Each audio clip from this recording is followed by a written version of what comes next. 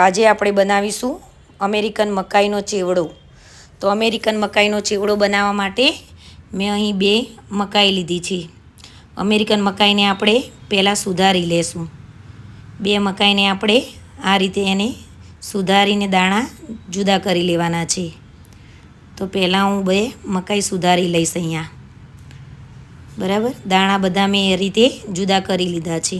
અને ચેવડો બનાવવા માટે મેં બધી સામગ્રી અહીંયા તૈયાર કરી રાખી છે. તો હવે આપણે એક પેનમાં 2 ચમચી તેલ ગરમ કરીશું. તેલ ગરમ થાય એટલે એમાં આપણે રાઈ નાખી છે, અડધી ચમચી જીરું નાખ્યું છે, મીઠા લીમડાના પાન નાખ્યા છે. બરાબર, હવે આમાં આદું ને લસણની પેસ્ટ નાખી દઈશું. એને એકવાર મિક્સ કરી લેશું. 2-3 લીલા મરચાં સુધારીને નાખી દઈશું. એકવાર હલાવી લેશું. હવે આમાં આપણે દાણા ઉમેરી લેશું. મકાઈના દાણા બધા આપણે ઉમેરી લેશું. આ અમેરિકન મકાઈ છે એટલે સોફ્ટ હોય અને મીઠી પણ હોય, એટલે આને વધારે આપણે ચડવવી નથી પડતી કે બાફવી પણ નથી પડતી. બરાબર, હવે આપણે આને મિક્સ કરી લેશું અને ઢાંકી દઈશું. 5 મિનિટ સુધી આપણે એને ધીમા તાપે ચડવા દઈશું.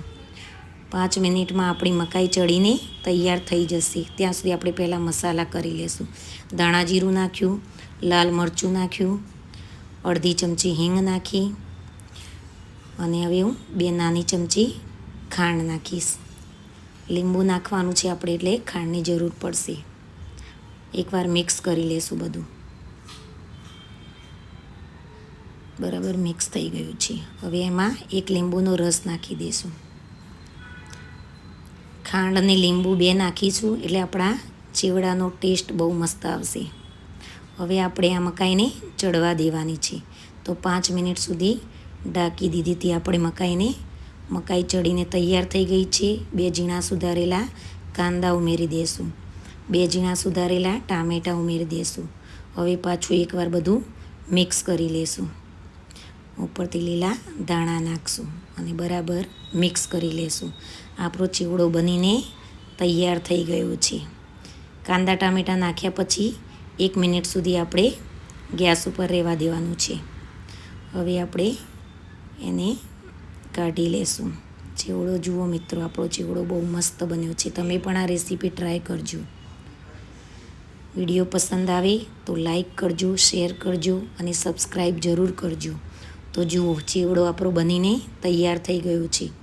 હવે એને આપણે ઉપરથી દાડમના દાણા નાખી દઈશું. બરાબર, હવે ઉપર નાયલોન ઝીણી સેવ નાખીશું અને ઉપરથી લીલા દાણા નાખી દઈશ. તો જુઓ આપણો મકાઈનો ચેવડો બનીને તૈયાર થઈ ગયો છે. આ રેસીપીથી એકવાર આ ચેવડો બનાવજો દોસ્તો, બહુ મસ્ત ચેવડો આપણો બનશે. તો ચાલો.